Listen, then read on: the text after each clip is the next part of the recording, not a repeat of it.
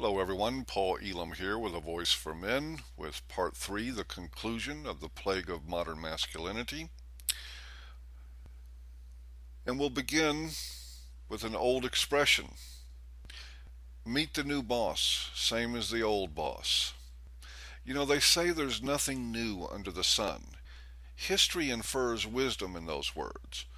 We can see with proper discernment that the women's movement was not really a new era for women at all. They simply changed workplaces from inside the home to outside. It is, on close inspection, just women and men practicing their biological strategies in a highly successful manner. So successfully, in fact, that it is rendering large portions of the male population even more expendable. So expendable, in fact, that we are now creating reasons to get rid of them. It was destined to happen once male control of the environment made it safe enough for women to start acquiring power and resources outside the traditional and protected realm of the home. That is why you see feminism with its strongest foothold in industrialized nations founded on the rule of law. And that is why you see that the law itself is now being manipulated away from the idea of justice, which was its intent in a man's world, and toward the funneling of added protection and resources to women, which has been always the intent in the world that was shared by both sexes.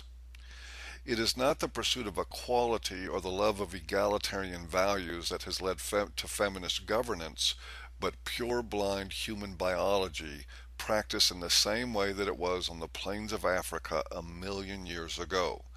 And the stunning successes of men making all manner of advances since then has now begun to take us out of the picture. Quite simply, men have worked themselves out of a job.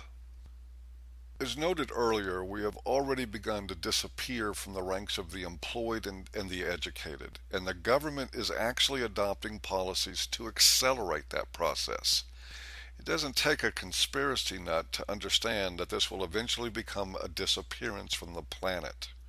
In practical terms, there are not near as many men needed proportionally as there once was.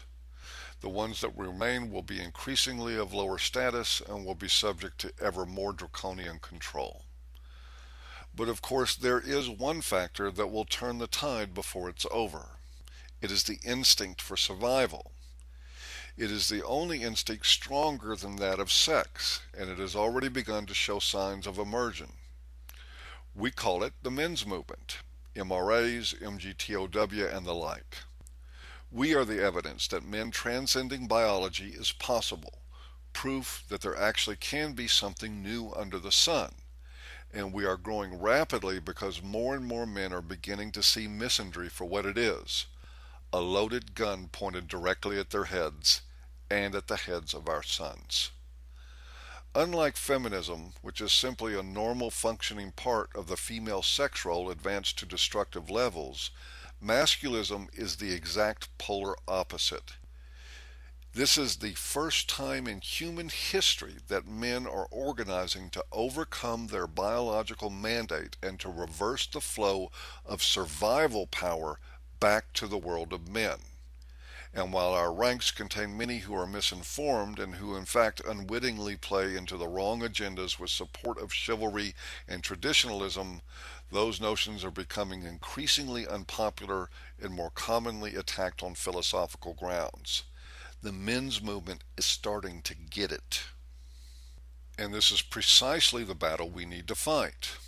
Not with women and not with feminists of either sex, but with the aspects of masculinity that are leading to our destruction because they are now outmoded, archaic, and self-defeating.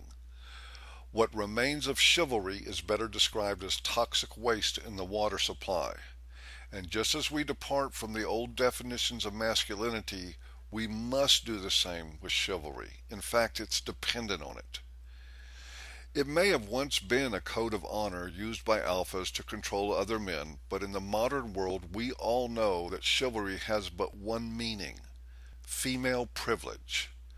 And so now we can call it by many more modern and more appropriate names: VAWA, primary aggressor laws; Title IX, rape shield laws; Title 4D, family court, prosecution on false accusations, media bias against men, or, if you prefer the short and simple version, misandry.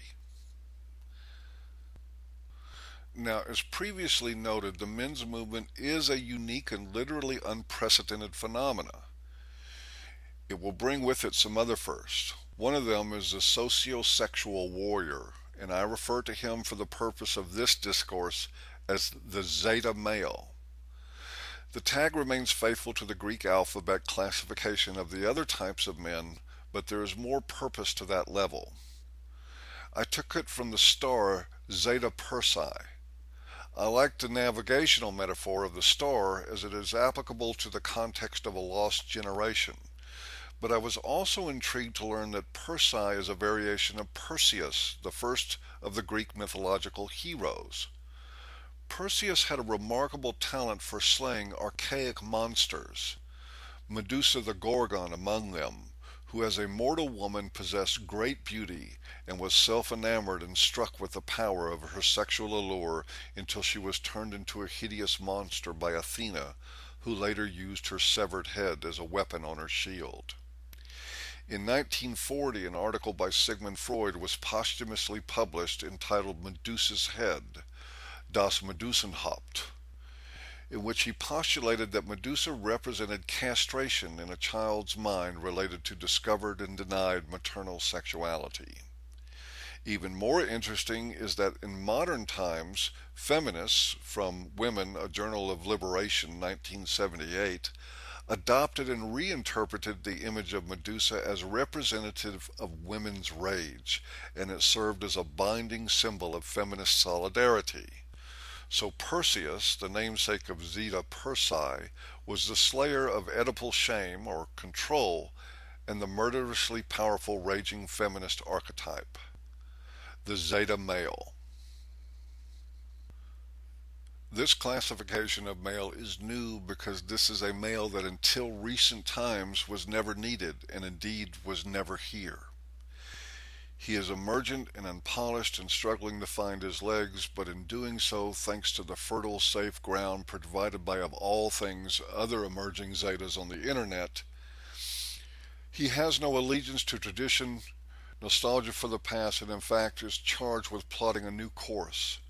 He cannot be shamed into control or intimidated into silence or seduced into capitulation.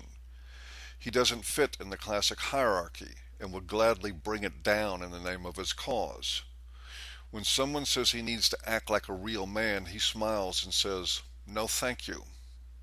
He doesn't seek power but justice, and he has one overarching feature largely absent in the world of men around him. He cares about those lost young men who were ambushed coming out of the womb, and he will strive to make himself an example, living proof that there are other roads to take than the ones that lead to self-hatred and self-destruction. And that concludes part 3 of this series. And I do hope you've enjoyed, and we'll see you next time.